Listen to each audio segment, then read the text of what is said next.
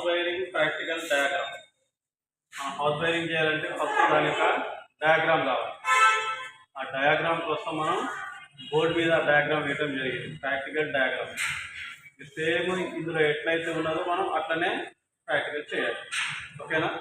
అయితే ఫస్ట్ చూడండి, మనం ఇంట్లోకి వచ్చేటప్పుడు మనం ఎలక్ట్రికల్ పోల్ నుంచి వస్తాం. అవునా? ఎవరి ఇంటికైనా సరే భారతదేశంలో సప్లై రావాలంటే బయట మనకు ఎలక్ట్రికల్ పోల్ ఉంటుంది. ఆ ఎలక్ట్రికల్ పోల్ నుంచే మనకు సర్వీస్ లైన్ అనేది వస్తుంది. దీన్నే సర్వీస్ లైన్ అంటారు. ఇది ఉన్నదా సర్వీస్ లైన్. ఇది ఎలక్ట్రికల్ పోల్. ఇక్కడ రాశాను ఎలక్ట్రికల్ పోల్. ఇది వచ్చేసి పైన వైర్లు పోతుంటాయి. అవునా? దాన్ని మనం ఓవర్ హెడ్ లైన్ అంటాం. ఓవర్ హెడ్ లైన్ అంటే మన నెత్తి పైన పోతున్నాయి కాబట్టి దాన్ని ఓవర్ హెడ్ లైన్ అంటారు. అట్లాగే ఆ ఓవర్ హెడ్ లైన్కి వాడేటువంటి కండక్టర్ వచ్చేసి పేర్ కండక్టర్. పేర్ కండక్టర్ అంటే దాని మీద ఎటువంటి ఇన్సులేషన్ ఉండదు, అలాంటి కండక్టర్నే వాడతాం. దాన్ని మనం బేర్ కండక్టర్ అంటాం. ఇప్పుడు మన ఇళ్లలో వాడేటువంటి కండక్టర్స్కి దానికి ఖచ్చితంగా ఇన్సులేషన్ ఉంటుంది. దాన్ని ఇన్సులేటెడ్ కండక్టర్స్ అంటాం. అంటే ఇన్సులేషన్ ఉంటుంది, లోపల కండక్టర్ ఉంటుంది. హౌస్ వైరింగ్ చేసేటువంటి వైర్ అన్నిటికీ పైన ఇన్సులేషన్ ఉంటుంది, లోన కండక్టర్ ఉంటుంది. దాన్ని మనం ఇన్సులేటెడ్ కండక్టర్ అంటాం. ఇది మటుకు ఇన్సులేటెడ్ కండక్టర్ కాదు, బేర్ కండక్టర్. అంటే వితౌట్ ఇన్సులేషన్ ఉండేదాన్ని బేర్ కండక్టర్ అంటాం. అయితే చూడండి, ఇప్పుడు మనం భారతదేశంలో ఏ ఇంటికి కావాల్సిన సింగిల్ ఫేస్ సప్లైకి ఫేస్ అండ్ న్యూట్రల్ ఈ రెండు వైర్లు కావాలి. ఫేస్ వైర్ కావాలి, న్యూట్రల్ వైర్ కావాలి. ఇప్పుడు చూడండి, మనం ఇక్కడ నుంచి ఫేస్ వైర్ ఒకటి, ఇది ఫేస్ వైర్, ఇది న్యూట్రల్ వైర్. ఇక్కడికి వస్తుంది డైరెక్ట్గా మనకు ఎనర్జీ మీటర్లోకి వస్తుంది. అంటే మన ఇండ్లలో వాడేటువంటి మీటర్లు ఉంటాయి కదా, కరెంటు అతను వచ్చి మీటర్ రీడింగ్ చేసేది, దాన్ని ఎనర్జీ మీటర్ అంటాం. ఏ మీటర్ అంటాం? Energy meter. ఇది ఎనర్జీ మీటర్. ఆ ఎనర్జీ మీటర్ మనం తీసి చూసినట్లయితే 1, 2, 3, 4 ఈ 4 టర్మినల్స్ ఉంటాయి. ఆ 4 టర్మినల్స్లో 2 టర్మినల్స్, ఒకటి ఫేస్, ఇంకోటి న్యూట్రల్. ఇది ఇన్కమింగ్. ఇది ఇన్కమింగ్ అంటే లోపలికి వచ్చేది, సప్లై లోపలికి వస్తుంది. లోపలికి వచ్చాక మళ్ళీ దీని నుంచి బయటికి వచ్చేది దాన్ని అవుట్ గోయింగ్ టర్మినల్స్ అంటారు.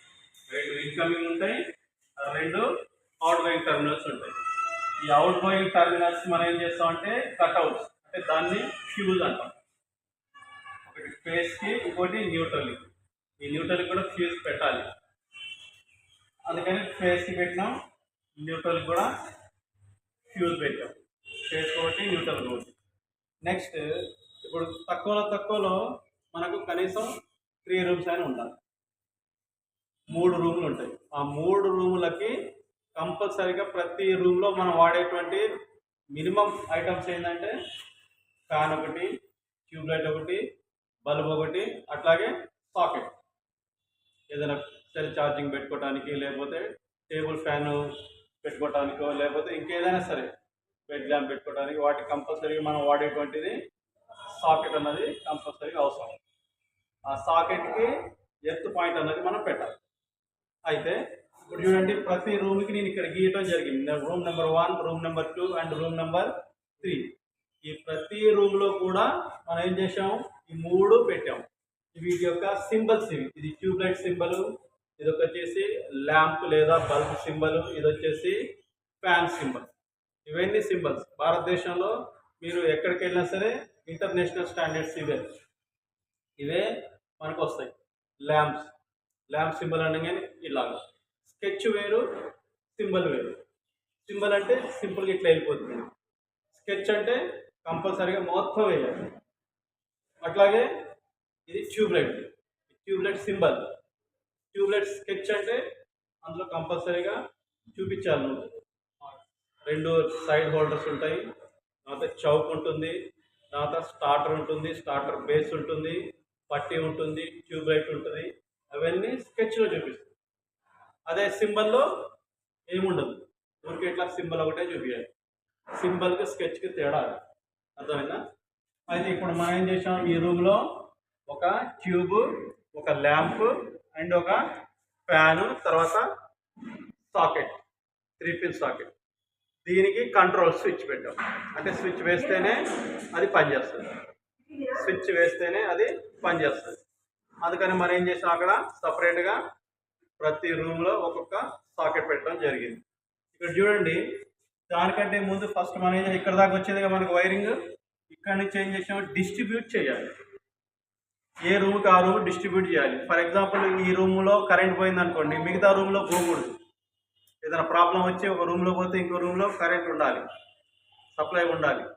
అందుకనే మనం ఏం చేస్తాం, ఇక్కడ డిబి అంటే డిస్ట్రిబ్యూషన్ బోర్డ్ అంటాం. ఇక్కడ రాశాను డిస్ట్రిబ్యూషన్ బోర్డ్. ఇక్కడ నుంచి డిస్ట్రిబ్యూట్ అవుతుంది. దీనికి మనం ఏం చేస్తున్నాం, ప్రతి దానికి ఇండివిజువల్ ఫ్యూజెస్.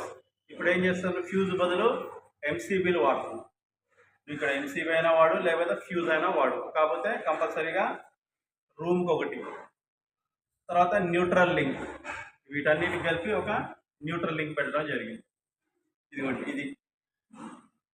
నెక్స్ట్ దీనికంటే ముందు కూడా ఇంకోటి ఉంటుంది, మనం వాడుకోవచ్చు. అది నేను వేయలేదు, ఇప్పుడు వేసి చూపిస్తాను. ఏంటంటే ఒకటి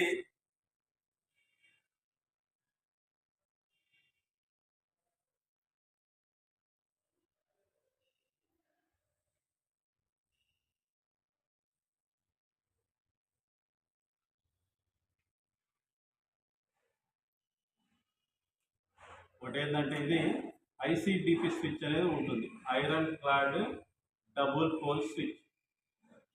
ఇది న్యూట్రల్కి న్యూట్రల్ పోతుంది, ఇది ఫేస్కి ఫేస్ పోతుంది. ఇక్కడి నుంచి ఇది డిస్ట్రిబ్యూషన్. దీన్ని ఐసిడిపి అంటాం, అంటే మెయిన్ స్విచ్ అంటాం. చూసారా, మెయిన్ స్విచ్. ఆ మెయిన్ స్విచ్ ఇదన్నమాట. లేదు అనుకుంటే మనం ఏం చేస్తామంటే ఈ రెండింటికి కలిపి ఒక ఐసోలేటర్ పెడతాం, లేకపోతే ఎంసీబీ పెడతాం, వాట్ ఎవర్ మేబీ, ఏవైనా సరే. మళ్ళీ ఇక్కడి నుంచి మనం ప్రతి రూమ్కి distribution, room number 1, room number 2, room number 3. ఇక్కడ చూడండి, రూమ్ నెంబర్ 1 ఇక్కడ ఫేస్ దీనికి వచ్చింది కదా, ఇక్కడ నుంచి ఈ మూడింటికి ఇచ్చినాం మనం. ఈ మూడింటిలో ఫస్ట్ రూమ్ నెంబర్ 1కి పోయేటువంటి ఫేస్ ఇది చూడండి, ఇలా పోయి ఇక్కడ మనం 1 వే స్విచ్ వాడతాం. ఈ 1 వే స్విచ్కి 2 పాయింట్స్ ఉంటాయి, పైన ఒకటి కింద ఒకటి, ఇలా ఉంటుంది. మీరు చూసినట్లయితే 1 వే స్విచ్ ఇలా ఉంటుంది, పైన ఒకటి ఉంటుంది, కింద ఒకటి ఉంటుంది టర్మినల్. మనం ఏం చేస్తాం, అన్ని టర్మినల్స్, కింద టర్మినల్స్ అన్ని లూజ్ చేసేసి ఇక్కడి నుంచి ఇక్కడికి ఒకటే వైర్ పెట్టేస్తాం. పెట్టి మనం ఇక్కడ ఇచ్చినట్లయితే ఈ మొత్తం ఫేస్ వైరు వచ్చేసినట్టు, అంటే ఫేస్ రన్ అవుతూనే ఉంటుంది. మనం ఎప్పుడైతే ఇక్కడ నుంచి ఫేజ్ వచ్చిందో దీనికి ఇచ్చామో ఇక్కడంతా ఫేజ్ వస్తూనే ఉంటుంది. నెక్స్ట్ మనం దేనికైతే మనం వాడదలుచుకున్నాం దానికి ఆ స్విచ్ ఇచ్చేయవచ్చు. ఇప్పుడు దీనికి ఫస్ట్ దానికి ట్యూబ్లైట్ ఇద్దాం అనుకున్నాం అనుకోండి, ట్యూబ్లైట్ నుంచి పై దానికి కనెక్షన్ ఇచ్చేయాలి, అయిపోతుంది. అంటే ఈ స్విచ్ వేస్తేనే ఇది వెలుగుద్ది, ఇక్కడికి ఫేజ్ వస్తుంది. న్యూట్రల్ ఏమో అన్నిటికీ క్లబ్ చేసి ఒక చోటు ఇచ్చాము, న్యూట్రల్. అంటే ఇటు నుంచి మనం ఫేజ్ ఇచ్చాము, చూడండి న్యూట్రల్ తీసుకొచ్చి మళ్ళీ న్యూట్రల్ ఇక్కడ కలిపేసాము సాకెట్కి. దీనికి కూడా చూడండి, ఫేజ్ ఇక్కడ నుంచి ఇచ్చేసాము ల్యాంప్కి, తర్వాత ఫ్యాన్కి ఇక్కడ ఇచ్చాము. ఈ స్విచ్ వేస్తేనే ఇక్కడికి ఫేజ్ వస్తుంది, ఇక్కడి నుంచి న్యూట్రల్ వస్తుంది, సర్క్యూట్ క్లోజ్ అయింది, మనకు అది ట్యూబ్ లైట్ వెలగడం జరుగుతుంది. అదేవిధంగా బల్బు కూడా అంతే. బల్బు మనం వేయంగానే ఇటు నుంచి ఫేస్ పైకి వెళ్ళిపోతుంది, ఇటు నుంచి న్యూట్రల్ వస్తుంది, సర్క్యూట్ క్లోజ్ అయింది, బల్బ్ వెళ్తుంది. నెక్స్ట్ ఇది ఫ్యాన్. ఫ్యాన్ కూడా అంతే, స్విచ్ వేయంగానే ఇక్కడి నుంచి ఫేస్ వెళ్తుంది, ఇక్కడ నుంచి న్యూట్రల్ వస్తుంది, సర్క్యూట్ క్లోజ్ అయ్యి ఫ్యాన్ తిరుగుతుంది. నెక్స్ట్ ఇక్కడ చూడండి, దీని పై నుంచి దీనికి కింది దానికి, దీన్ని పైకి తీసుకొని ఇక్కడ సాకెట్కి లెఫ్ట్ సైడ్ ఇచ్చాం. ఇక్కడ స్విచ్ చేయగానే ఇందులో ఫేజ్ వస్తుంది, ఆల్రెడీ ఇక్కడ న్యూట్రల్ వచ్చేది కాబట్టి ఫేస్ న్యూట్రల్ ఇందులో మనం ఏదంటే అది పెట్టుకోవచ్చు. ఆల్ అవుట్ కానీ లేకపోతే సెల్ ఛార్జర్ కానీ అది పెట్టుకున్నాం అనుకో, సర్క్యూట్ క్లోజ్ అయిపోద్ది, మనకు నడుస్తుంది. ఇది మిడిల్ ఉన్నది కదా, దీన్ని ఎర్త్ పాయింట్ అంటాం. ఎర్త్ కంపల్సరీగా ఇవ్వాలి ప్రతి దానికి, ప్రతి ఐరన్ మెటల్ వాటికి కంపల్సరీగా మనం ఎర్త్ పాయింట్ అనేది ఇవ్వాలి. ఆ ఎర్త్ గురించి వచ్చినప్పుడు దాని గురించి ఎక్స్ప్లెయిన్ చేస్తా. ఇవ్వండి ఇది ఇట్లా ప్రతి రూమ్కి ఇదే సిస్టమ్. ఫర్ ఎగ్జాంపుల్ ఇక్కడ ఏదైనా షార్ట్ సర్క్యూట్ జరిగింది, షార్ట్ సర్క్యూట్ జరగగానే ఏమవుతుంది, ఇవన్నీ రూమ్లో పవర్ వస్తూనే ఉంటుంది, కేవలం ఇక్కడే ప్రాబ్లం అయింది. లేదు ఇక్కడ ఏం కాలేదు, ఇక్కడ ఏదైనా అయింది అనుకున్నాం, ఇక్కడ ఏదైనా అయితే ఇక్కడ ఏదో ప్రాబ్లం వచ్చింది, ఈ రూమ్లోకి పోయేటువంటి సప్లై ఆగిపోద్ది, మిగతా రూముల్లో వస్తూనే ఉంటుంది. మనం ఏం చేయాలి, ఎమ్మటే ఇక్కడ చూసుకుంటే సరిపోతుంది. ఒక రూమ్లో ఫ్యాన్ తిరగట్లేదంటే ఫస్ట్ ఇక్కడ ఫ్యాన్ దగ్గర చూస్తాం, ఫస్ట్ స్విచ్ దగ్గర చూస్తాం. స్విచ్ దగ్గర బాగానే ఉన్నది అంటే ఫ్యాన్ దగ్గరికి వెళ్ళాలి పైకి, అక్కడ కూడా బాగానే ఉన్నది అంటే నెక్స్ట్ ఇక్కడికి, ఇక్కడ ఏదైనా ప్రాబ్లం ఉందా, లేకపోతే ఫస్ట్ ఇక్కడే చూసుకోవాలి. ఇక్కడ నుంచి అసలు సప్లై లోపలికి వస్తుందా, సప్లై లోపలికి వస్తుందంటే ఇక్కడి నుంచి ఇక్కడికి బాగానే ఉన్నట్లు లెక్క. నెక్స్ట్ ఇక్కడి నుంచి స్విచ్ దగ్గర, స్విచ్ పైన బాగానే వస్తుంది అనుకోండి ఇక్కడ. అట్లాగే న్యూట్రల్ కూడా చెక్ చేయాలి, ఎందుకంటే ఫేజ్ వస్తూ ఉంటుంది కొన్నిసార్లు.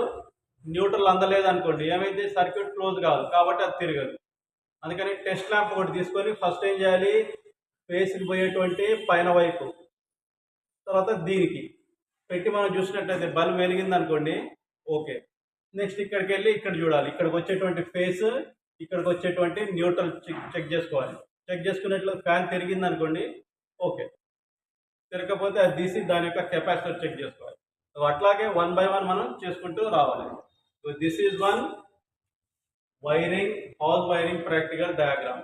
సేమ్ ఇదే మనం ఏం చేస్తాం, మన బోర్డు ఉన్నది ప్రాక్టికల్ బోర్డు, ఆ బోర్డులో కూడా సేమ్ ఇట్లనే మనం ప్రతి రూమ్కి 3 పెట్టేసాం. ఓకేనా? కాబట్టి ఇప్పుడు నెక్స్ట్ ప్రాక్టికల్ ల్యాబ్లోకి వెళ్ళి అవి కూడా చూద్దాం. ఓకేనా? Right, thank you.